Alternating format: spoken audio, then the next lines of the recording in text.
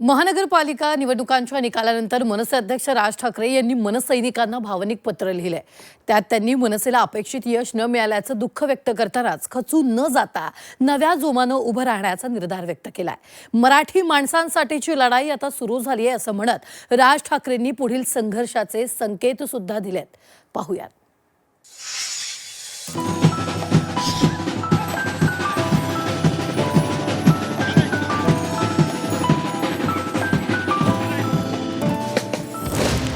महापालिका निवडणुकीत विजयाचा गुलाल राज ठाकरेंच्या अंगावर पडला नाही, पण संपूर्ण निवडणुकीत चर्चा राज ठाकरे आणि मनसेचीच झाली। ठाकरे बंधूंनी शेवटच्या 5 दिवसात संपूर्ण मुंबईची राजकीय हवा बदलून टाकली होती। प्रत्यक्ष निकालात मुंबईत राज ठाकरेंच्या पक्षाला अवघ्या 6 जागाच मिळाल्या।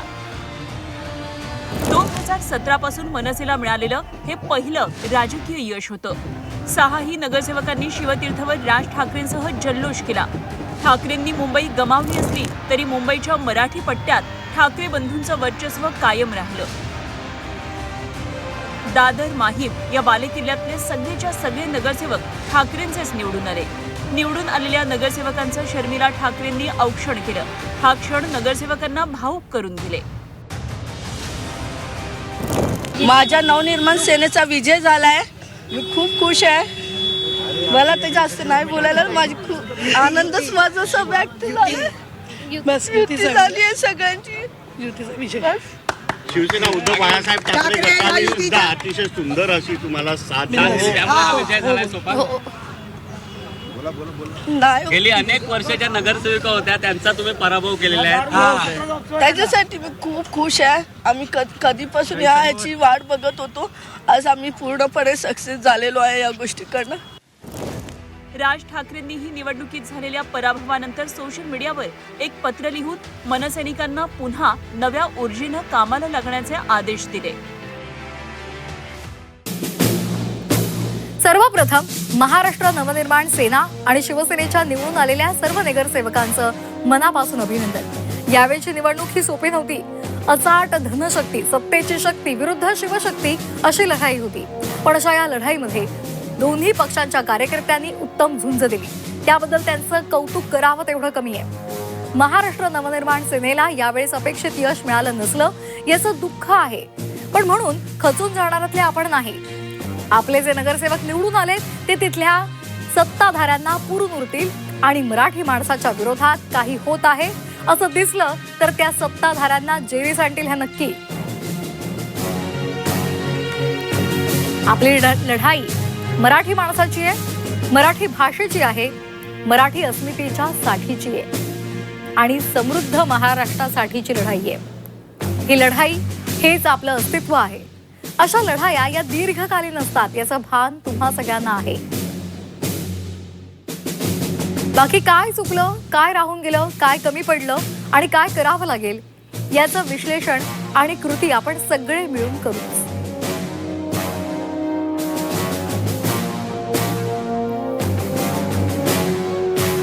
तुम्हाला खरं तर हे सांगण्याची गरज नाहीये, पण तरीही सांगतो। MMR परिसरामध्ये असो की एकूणच राज्यात मराठी माणसाला नागवण्याची एकही संधी सत्ताधारी आणि त्यांच्या आश्रयाला गेलेले सोडणार नाहीत। त्यामुळे आपल्या मराठी माणसाच्या पाठीशी आपल्याला ठाम उभं राहायचंय। निवडणुका येतील आणि जातील, पण आपला श्वास हा मराठी आहे हे विसरायचं नाही। लवकरच भेटूया, पुन्हा कामाला लागूया, नव्यानं आपला पक्ष आणि संघटना उभारूया। राज ठाकरे यांनी ही फेसबुक पोस्ट केलेली आहे आणि त्यांनी आपल्या कार्यकर्त्यांचे आभार मानलेले आहेत। शर्मिला ठाकरे यांनीही राज ठाकरे एका निवडणुकीच्या निकालानं थांबणार नाहीत असं सांगून पुन्हा नव्या लढ्याची तयारी केल्याचं सांगितलं। की किती विद्यार्थी सोडून गेले तरी प्रिन्सिपल काय थकत नाही। तसंच आहे की विद्यार्थी तो घडवत असतो। तसंच आहे की त्यांना म्हणजे मला कमाल वाटते की भारतीय जनता पक्ष हा इतक्या वर्षाचा पक्ष आहे, पण तुम्ही जर आत्ता पण त्यांची जर लोकसभेतले खासदार, विधानसभेतले आमदार आणि इकडे कॉर्पोरेशनचे जर तुम्ही लिस्ट बघितलीत ना तर त्यांच्याकडे 10% पण नसतात। म्हणजे निवडणूक आल्या आल्या इतकी त्यांची वाईट अवस्था असते की ते बघत असतात की तुम्ही कोणाला देताय। आमच्या तर उमेदवारांना सांगून ठेवलं असतं की या इकडे, म्हणजे कल्याण डोंबिवली तुम्ही बघाल तर आमचे 2 अख्ख्या शहर बॉडीज त्यांनी पळवल्या, तरी सुद्धा आमचे 5 नगरसेवक आले. म्हणजे कल्याण डोंबिवलीचे आमचे शहर अध्यक्ष, महिला, पुरुष, विभागाध्यक्ष, शाखाध्यक्ष, म्हणजे मी बोलले तसं की जे दिसतील त्यांना पैसे देऊन उचलत होते, तरी सुद्धा कल्याण डोंबिवलीमध्ये आमचे 5 आले. त्यांनी पैसे ओतले, माणसं चोरली. नवी मुंबईमध्ये आम्ही खातं उघडलं. सो मला खूप अभिमान आहे आणि आमची अशीच घोडदौड चालू राहील.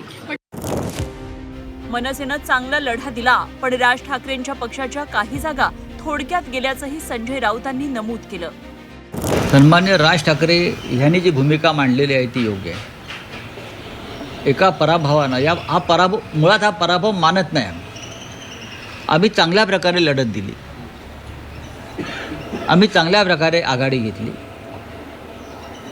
महाराष्ट्र नवनिर्माण सेनेला अजून 10 ते 12 जागा मिळणं अपेक्षित होतं, पण त्यांचेसुद्धा अनेक उमेदवार महाराष्ट्र नवनिर्माण सेनेचे हे थोड्या फरकानं पडलेले आहेत. आता जसं मुलुंडला सत्यवान दळवी यांचा विजय जाहीर केला आणि त्यांनी विजय मिरवणूक काढली. खरं म्हणजे त्यांनी तिकडे थांबायला हवं होतं काही काळ, असं आता मी चर्चा केली. कारण रिकाउंटिंगची व्यवस्था होती पण ती करू शकले नाहीत. त्यानंतर या भांडुपलाच पश्चिमेला मोहन चिरात म्हणून एक उमेदवार आहेत, ते सुद्धा अल्पशा मतानं पडलेले आहेत. इथे विश्वनाथ ढोलम आहेत, ते सुद्धा फार थोड्या मतानं पडले. याला काही वेगळी कारणं आहेत. पण आम्ही सगळ्यांनी, शिवसैनिकांनी, आम्ही सगळ्यांनी महाराष्ट्र नवनिर्माण सेनेचे उमेदवार जिंकून यावेत यासाठी शर्थ केली. राज ठाकरेंनी महाराष्ट्राचा आणि मराठीचा मुद्दा पोटतिडकीनं मांडला. आता पुढच्या काळात जिल्हा परिषदेच्या निवडणुका आहेत. या निवडणुकीत मनसे किती जोमानं उतरणार हे पाहावं लागणार आहे. मनशी पाठक, झी 24 तास, मुंबई.